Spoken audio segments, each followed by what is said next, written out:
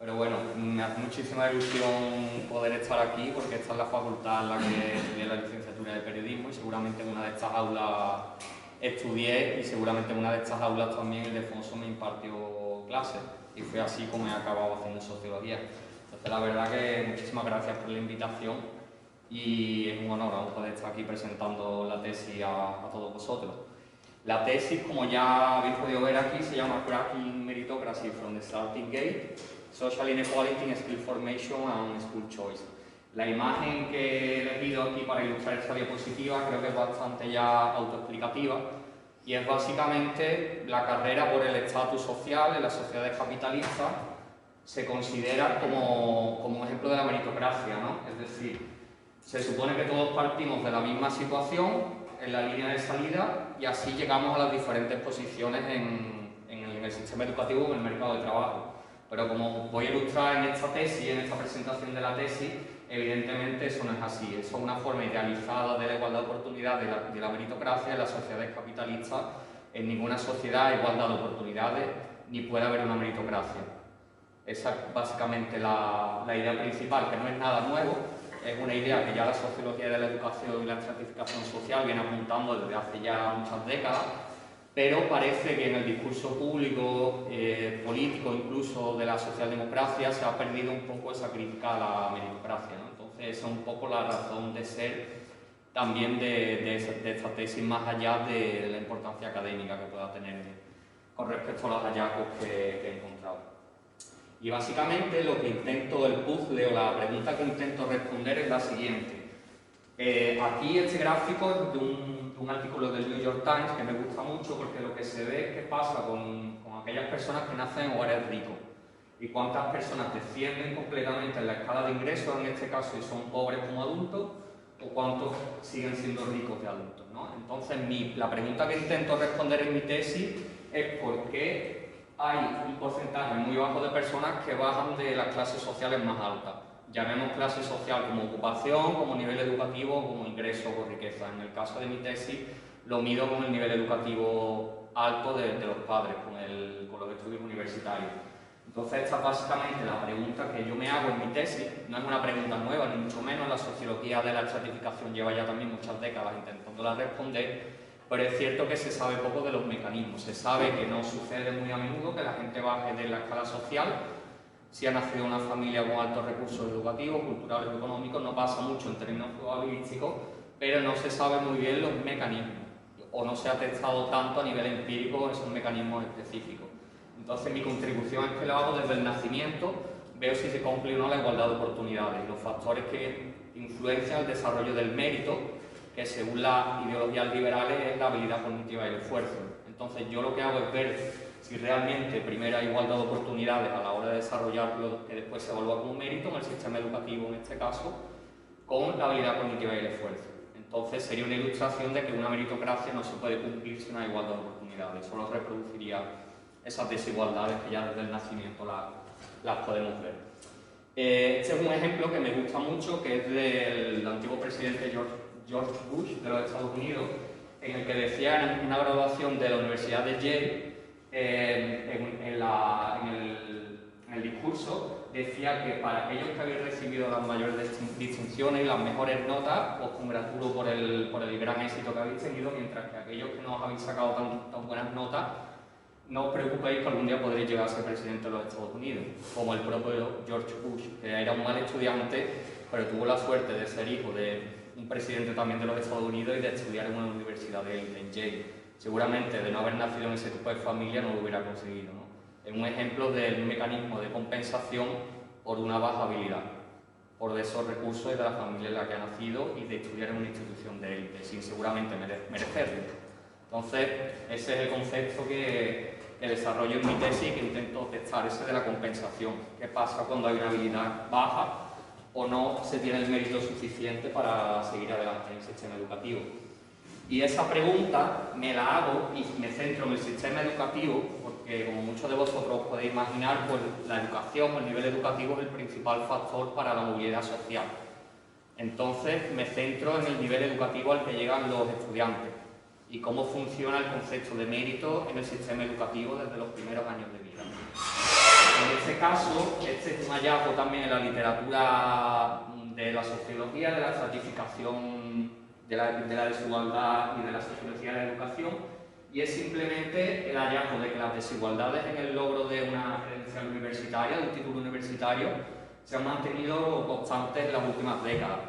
La línea de arriba representa a los hijos de familias con nivel educativo alto, universitario, y en torno al 60-70% de ellos llegan a estudiar en la universidad, mientras que si han nacido en una familia con padres que no llegan a estudios secundarios, tu probabilidad de ir a la universidad es en torno a un 20%. Entonces, estas desigualdades, como podéis ver con la constancia de las diferencias de esas líneas, a lo largo de las últimas décadas se han mantenido constante en la mayoría de países de la Unión Europea, en este caso. Y esta es básicamente, digamos, la contribución de mi tesis, es intentar explicar por qué esto sucede, por qué esas desigualdades educativas se mantienen constantes. Entonces, si los que están arriba en la escala social, aunque tengan una habilidad cognitiva baja o no se esfuercen, no bajan, sería una forma de mantener esas desigualdades educativas. Entonces, esa es la principal lógica de centrarme en el sistema educativo e intentar explicar por qué se mantiene persistente esta desigualdad en la educación, ¿no? Entonces, como decía, la principal contribución que hace mi tesis a una literatura que ya es vasta y que ya se sabe mucho sobre la desigualdad en la educación es esa, intentar explicar cómo eso sucede desde los primeros años de vida, cómo se perpetúan esas desigualdades educativas.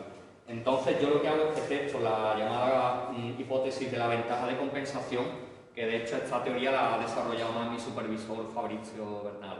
Y yo, digamos, que aplico este concepto de hipótesis de compensación a mi tesis, que es muy simple. Es una hipótesis que básicamente dice que ante cualquier evento negativo o rasgo negativo para el desarrollo, por ejemplo, académico, o para llegar lejos en el sistema educativo, o para conseguir una posición en el mercado de trabajo, cualquier rasgo negativo, por ejemplo, tener mala salud, tener una habilidad cognitiva baja, cualquier tipo de evento, la separación de tus padres, cualquier evento negativo es menos perjudicial para las clases altas, porque tienen recursos para compensar por ese evento negativo. Entonces, esa es la base teórica o el mecanismo que intento testar en la educación, en mi tesis.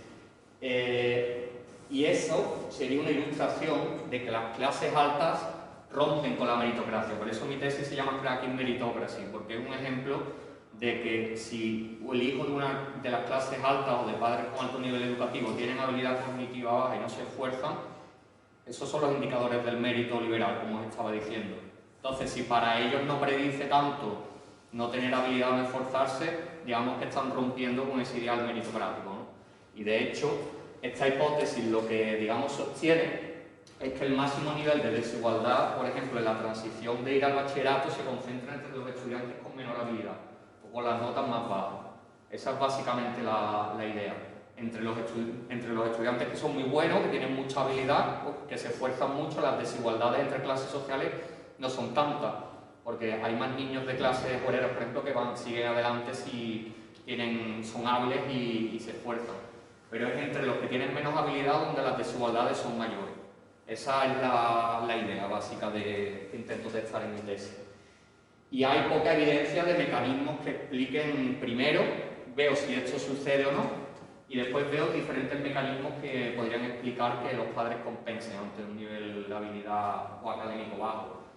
Uno de ellos son las aspiraciones y las expectativas de esos padres, que tienen unas expectativas muy altas para sus hijos, y todo lo que no sea llegar alto en el sistema educativo para ellos es un fracaso. Entonces, literalmente, tienen unas expectativas y aspiraciones muy fuertes hacia sus hijos y les van a empujar siempre en el sistema educativo, aunque no sean muy hábiles. Y hay otros mecanismos, hay otros que os voy a explicar, pero ahora solo voy a decir otro más, que es el de un sesgo de los profesores.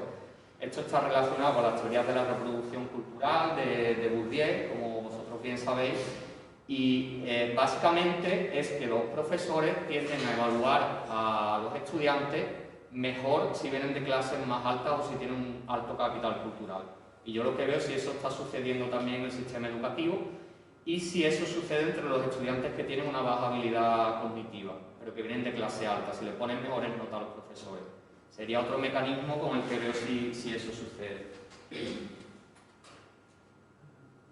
Así que, para resumir el marco teórico y la pregunta de investigación, para que os quede claro, básicamente veo Mi pregunta de investigación es si las familias de clase alta compensan por rasgos negativos para el logro educativo y si lo hacen desde el principio de la vida y cuáles son esos mecanismos.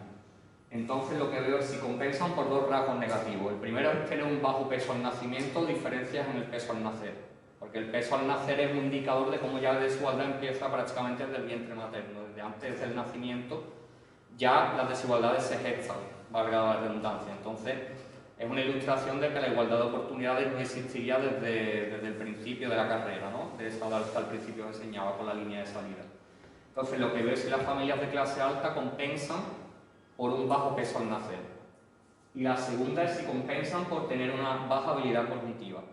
Y eso lo miro con test de inteligencia abstracta, no verbal, y también con los resultados de un examen estandarizado como el de PISA, que básicamente mide matemáticas y lengua, pero lo hace de una forma anónima en la que los profesores no evalúan ese examen. Entonces es una forma también de ver después cómo los profesores ven ese mérito académico de los estudiantes.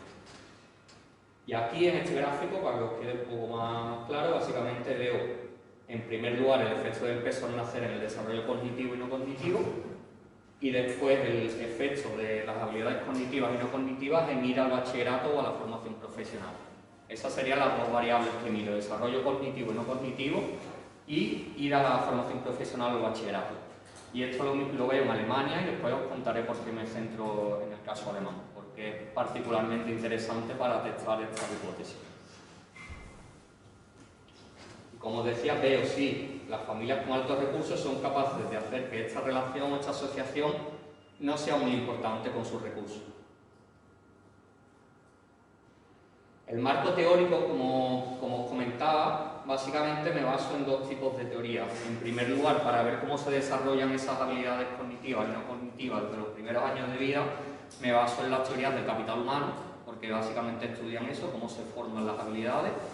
Y en segundo lugar también me baso en las teorías de la psicología del desarrollo y en tercer lugar en las teorías de la reproducción cultural, del hábito y de la formación de las habilidades académicas.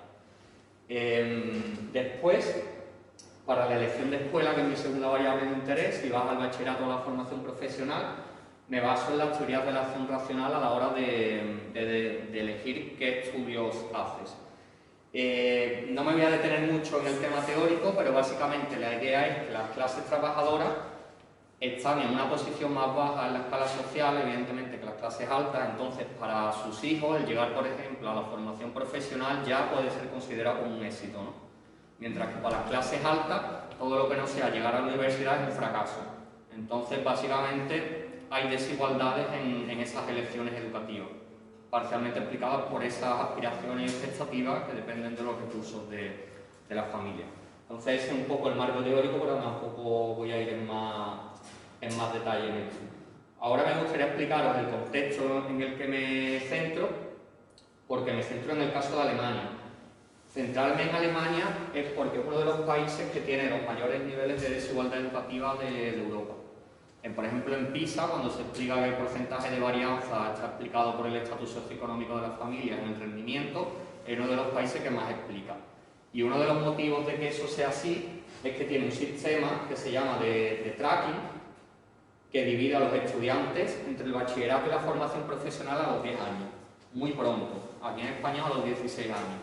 Entonces me centro en el caso de Alemania porque es muy interesante. El caso de Alemania implícitamente está asumiendo ya que a los 10 años tú puedes decidir qué tipo de estudios vas a hacer, porque ya tu habilidad está, digamos, más o menos clara, ¿no? Este niño, hablando en plata, este niño vale o no vale para estudiar, ya se puede saber a los 10 años de edad según el sistema alemán, ¿no? Es un sistema que en ese sentido busca la eficiencia completa y evidentemente eso tiene consecuencias para la igualdad de oportunidades.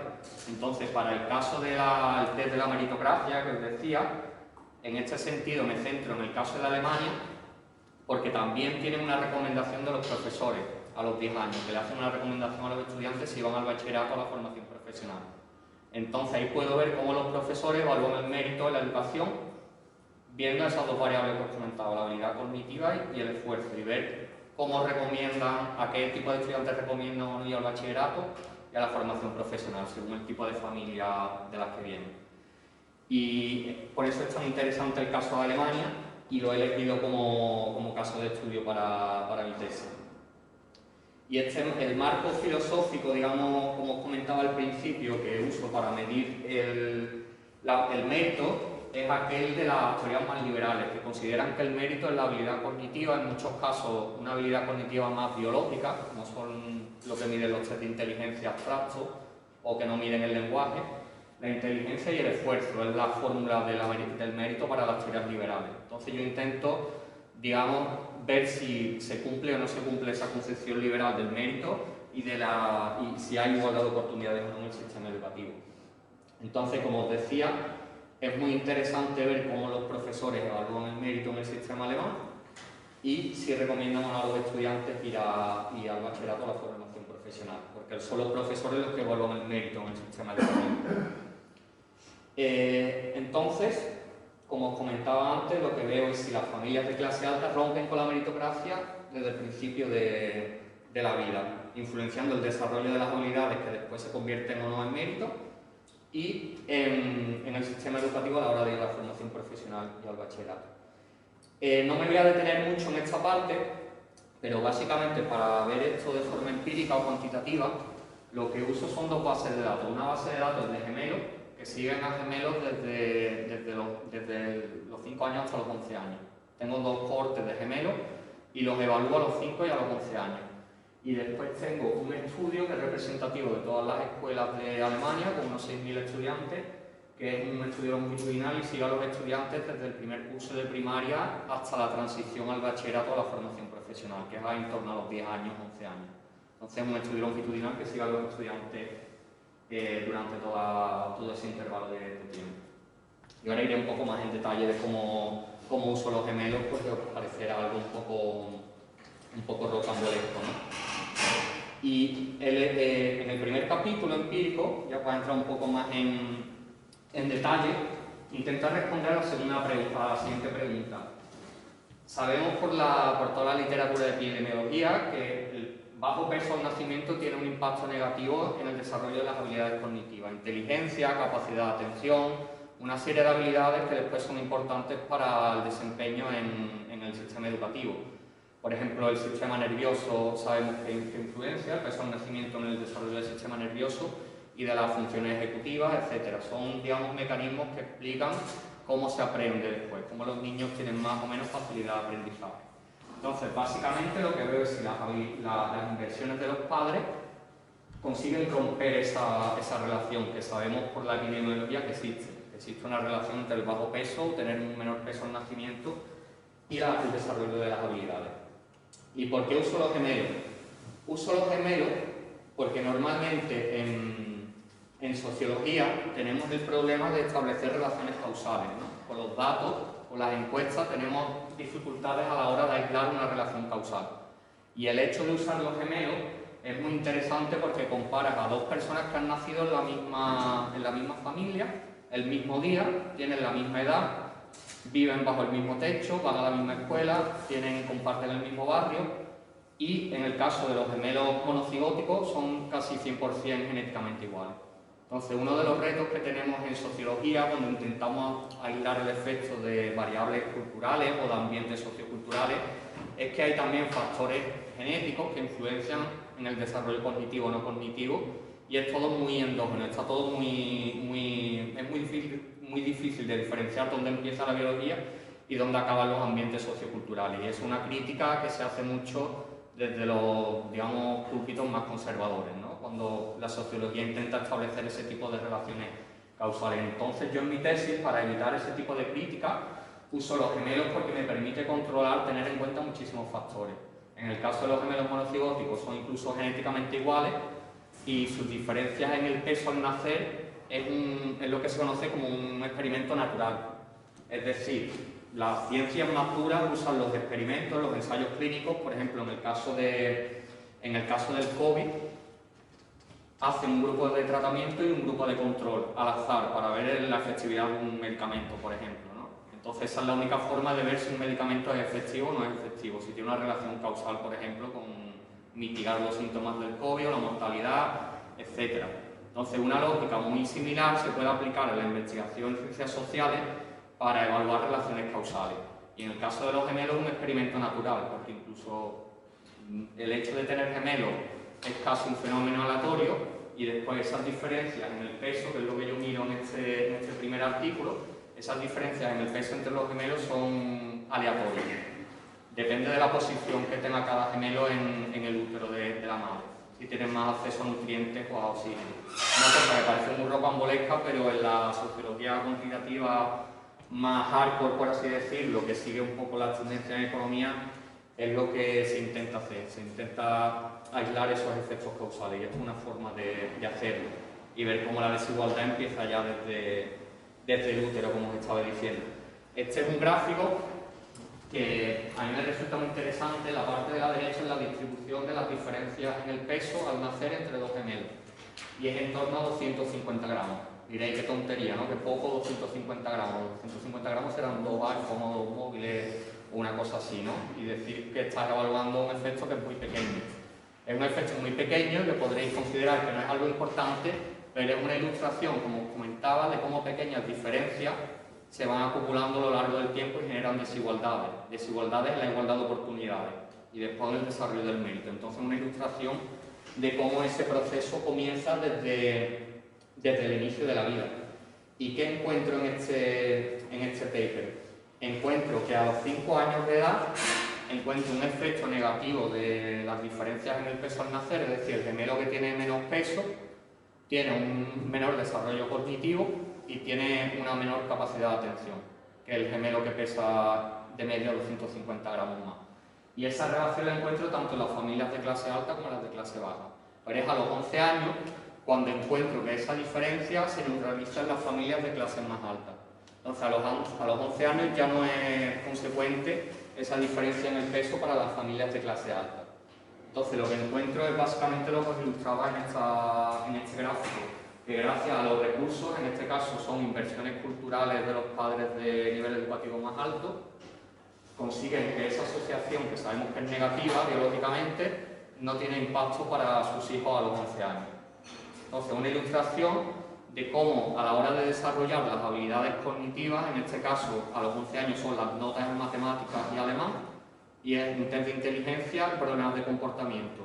Esos son después indicadores que los profesores toman como mérito en la escuela y que consideran importantes. Entonces, esto es una ilustración de cómo ya desde el nacimiento hay desigualdades a la hora de la formación de las habilidades que después se consideran como mérito. Y las familias con más recursos consiguen neutralizar ese tipo de, digamos, eventos negativos que ya desde el nacimiento pues afectarían en este caso. Y esa básicamente sería la conclusión del primer capítulo, una ilustración de cómo desde al nacer esas desigualdades se van gestando y las familias con más recursos tienen más capacidades para compensar ese tipo de eventos negativos. En el segundo capítulo de la tesis, lo que hago es que veo el impacto de la habilidad cognitiva a la hora de ir al bachillerato o a la formación profesional. Y veo si el tener una habilidad cognitiva baja es menos importante para las familias de clases más altas. Y esto también lo hago con los gemelos. En este caso, lo que hago es que comparo a dos gemelos, el que tiene un resultado más alto en el test de inteligencia y el que tiene un resultado más bajo. Entonces, la lógica, si hubiera compensación en este caso, es que el gemelo que en la clase alta, el gemelo que tiene menos nivel cognitivo, da igual para ir al bachillerato. No hay diferencias entre ellos en la habilidad cognitiva. Los dos van igualmente al bachillerato y no hay ningún tipo de diferencia. Mientras que las familias de clases más bajas, más desaventajadas, aquel gemelo que es más inteligente tiene más probabilidad de seguir en la educación. También por dinámicas de, como sabemos, las familias con menos recursos tienen menos facilidades para dar un nivel educativo a sus hijos. Y si son más de uno, pues lo van a tener más complicado, ¿no? Entonces, eso es un poco la lógica de hacerlo con los gemelos, sobre todo por lo que os comentaba antes del tema del efecto causal, que esto te permite ver el efecto causal de la inteligencia en el logro académico y si los padres de clase alta o no consiguen compensar esa diferencia, ¿no? Entonces, básicamente en este paper no encuentro ese efecto de compensación, pero sí que encuentro algo interesante. encuentro en este gráfico, parece muy complicado pero es muy sencillo. Este gráfico básicamente lo que está midiendo es la probabilidad de ir al bachillerato en Alemania. Y este coeficiente de aquí son las familias con alto nivel educativo, aunque sus hijos tengan el mismo nivel cognitivo que otro tipo de familia, porque esa es la lógica un poco del test de la meritocracia, ¿no? Vamos a ver qué pasa con niños que tienen el mismo nivel de mérito académico, que tienen el mismo nivel cognitivo y el mismo nivel de inteligencia. Si lo que importa es la inteligencia o la habilidad académica para ir adelante o no en el sistema educativo, es lo único que debería de importar, ¿no? Cuando comparamos a un niño que viene de clase alta y de clase más desaventajada, si tienen el mismo nivel cognitivo, no debería de importar su estatus socioeconómico, ¿no? Y lo que veo es que incluso controlando por las habilidades, teniendo en cuenta las habilidades cognitivas de los padres y las habilidades cognitivas de los hijos, todavía las familias de nivel educativo más alto tienen un 25% más de probabilidades de ir al bachillerato a los 10 años en Alemania. Entonces, aun teniendo en cuenta esa variable que para las teorías liberales de la meritocracia es la habilidad cognitiva, como el principal factor que explica las desigualdades en la educación, aún así todavía restan muchísimas desigualdades a la hora de seguir adelante en el sistema educativo. Y ahora, en el siguiente capítulo, en el último capítulo de la tesis, os voy a ilustrar cuáles son esos factores que considero y que veo que influyen más allá de la habilidad cognitiva en este caso, a la hora de seguir adelante en el sistema educativo.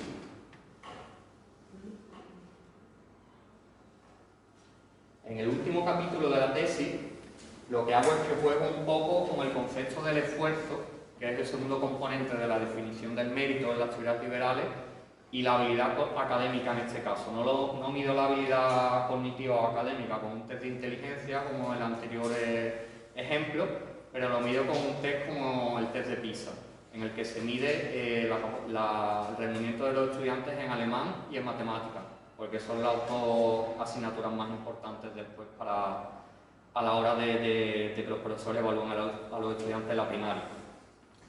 Y en este caso lo que veo son diferentes combinaciones de esfuerzo y de talento, entre comillas, académico entre los estudiantes.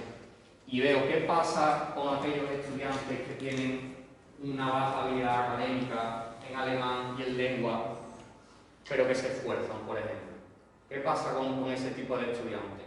¿Cómo las familias de clases más altas compensan esa baja habilidad cognitiva? ¿Cómo se vinculan los dos, el esfuerzo y la habilidad cognitiva? Yo ahora os voy a enseñar algunas ilustraciones en las que se ve muy bien qué es lo que está sucediendo en el sistema educativo. Lo primero que encuentro en la tesis, como os comentaba antes, es que entre estudiantes que tienen el mismo nivel cognitivo y no cognitivo, los dos factores digamos, de la definición del mérito, de la meritocracia, tienen el mismo nivel de matemáticas o de alemán y el mismo nivel de esfuerzo. Y ese nivel de esfuerzo lo dicen los profesores. Los profesores miden el nivel de esfuerzo, que es un rasgo también de personalidad que está bastante ya considerado en la investigación psicológica. Y en este caso, lo que veo es que, aun teniendo en cuenta esos factores, que se supone que son los más importantes para el mérito, para seguir adelante en el sistema educativo, eso solo explica la mitad de la desigualdad. Todavía queda la mitad de la desigualdad que no se explica por esos factores. Y todavía aún así hay muchas desigualdades a la hora de seguir adelante en el sistema educativo. Como os he dicho antes, en primer lugar, las familias desde el nacimiento influencian el desarrollo cognitivo y no cognitivo de los niños, y ahí ya se generan las desigualdades, pero incluso teniendo en cuenta eso y comparando a niños que han llegado al mismo nivel de mérito, entre comillas, todavía siguen muchas desigualdades. Y el segundo hallazgo más importante, que esto sería una validación de esas teorías de la compensación por un evento negativo, que en este caso sería niños que tienen una habilidad cognitiva en lengua, en alemán en este caso y en matemáticas bajas, es ahí donde la desigualdad es más grande. Es ahí donde las familias de clases más altas consiguen desarrollar más sus recursos para que sus hijos sigan el sistema educativo. Como os decía antes, esto se explica por varios motivos. Uno, que tiene unas expectativas muy altas, que empujan a sus hijos siempre en el sistema educativo y quieren que reproduzcan su estatus y llegar a la universidad como mínimo para reproducir su estatus en el sistema educativo. Y ahora os voy a enseñar algunos de los mecanismos que encuentro en la tesis que pueden explicar esto.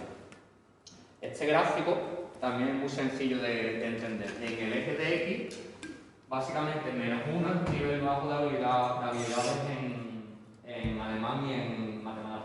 0 es un nivel medio y 1 es un nivel alto. Y el eje de Y es la probabilidad del 0 al 1.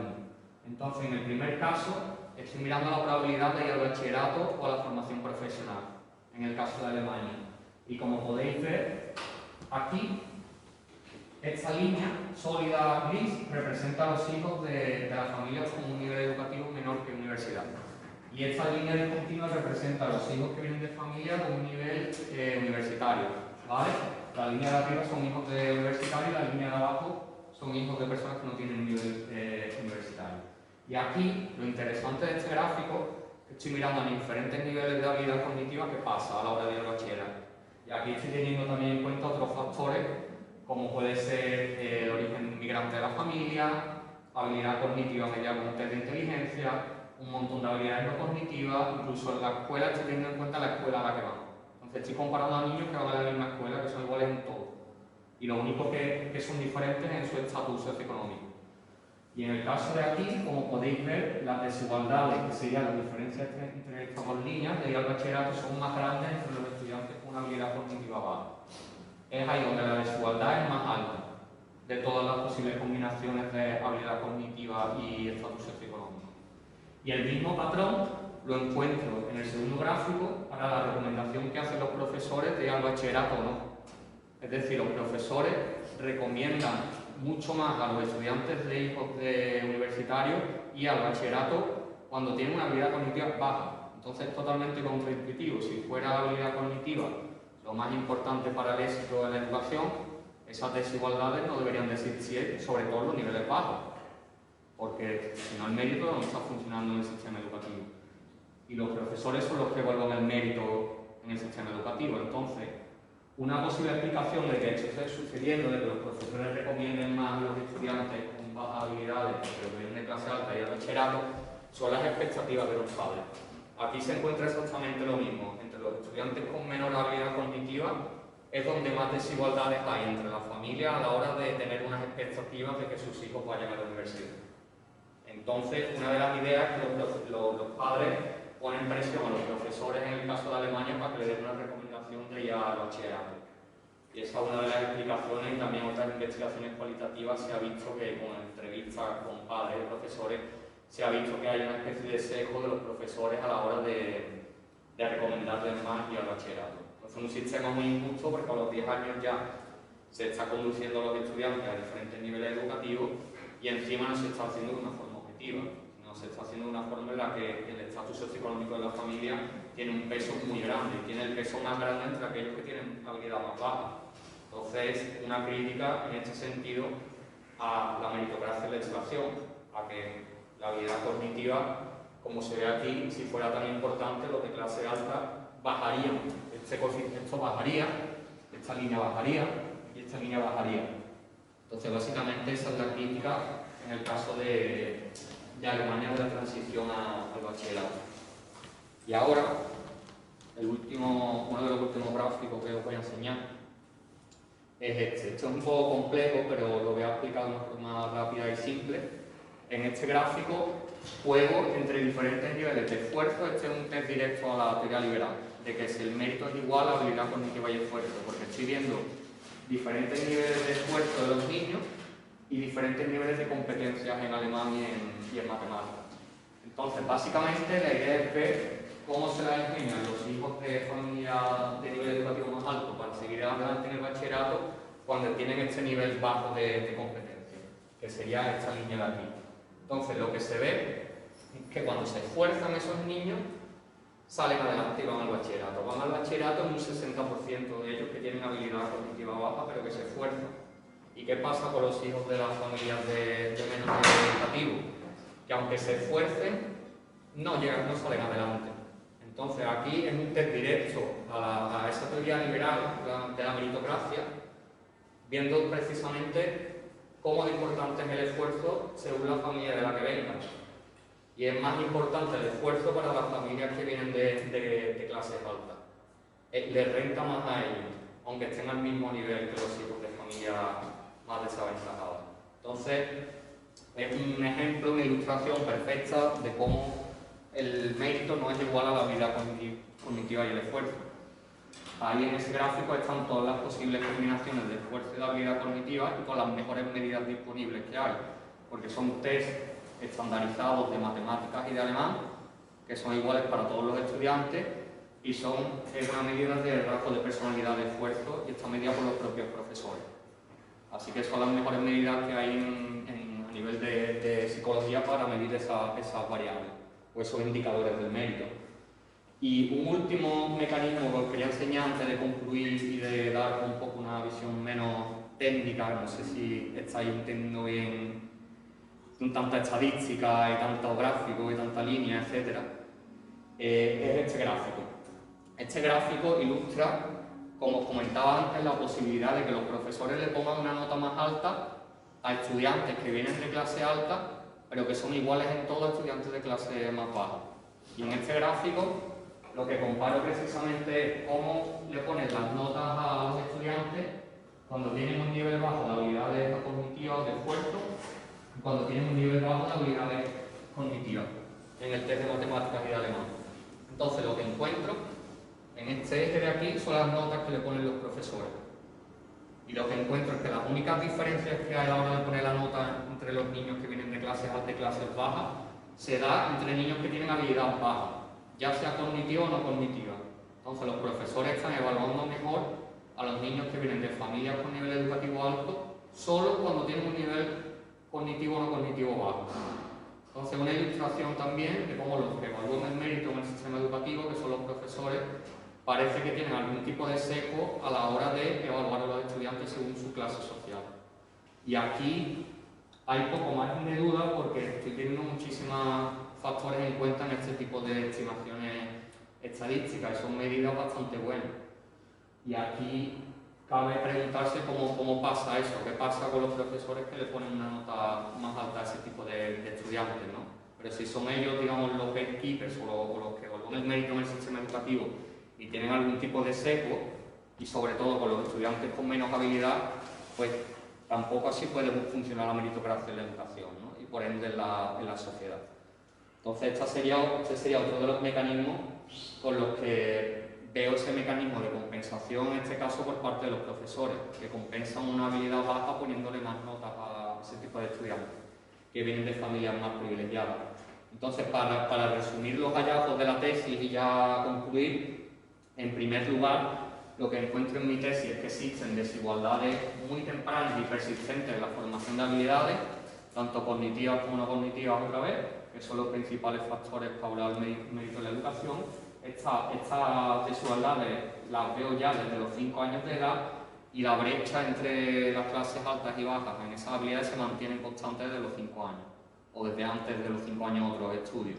Lo que se ve ya es que los estudiantes antes de llegar a la primaria ya vienen con diferencias en esos indicadores de mérito académico, vienen ya de casa con esas diferencias y eso está explicado por las diferentes prácticas culturales de la familia, de cómo invierten el tiempo con los niños y de cómo enseñan o las facilidades de aprendizaje que le dan a esos niños desde que son pequeños, ¿no? Entonces, una ilustración de cómo esa igualdad de oportunidades no existe a la hora de desarrollar las habilidades más importantes para el mérito académico y eso sucede desde el nacimiento. Entonces, es una ilustración de ese proceso y de cómo cualquier evento negativo en ese desarrollo, como el peso al nacer, no es muy perjudicial para las familias con más recursos. El segundo hallazgo, que está en línea también con investigaciones anteriores, es que los estudiantes que vienen de clases más altas tienen más posibilidades de seguir adelante en el sistema educativo, aunque tengan una baja habilidad cognitiva. Y tienen muchas diferencias todavía, teniendo en cuenta las diferencias cognitivas, de seguir adelante en el sistema educativo. El tercero es ese mecanismo de compensación. Las desigualdades son más altas entre los estudiantes con menor habilidad y ahí es donde, digamos, más ventajas sacan los estudiantes según su estatus socioeconómico. Y son los hijos de familias con alto nivel educativo los que consiguen seguir adelante a cualquier coste en el sistema educativo, y por ende en la sociedad, en el mercado de trabajo. Ese es el tercer hallazgo.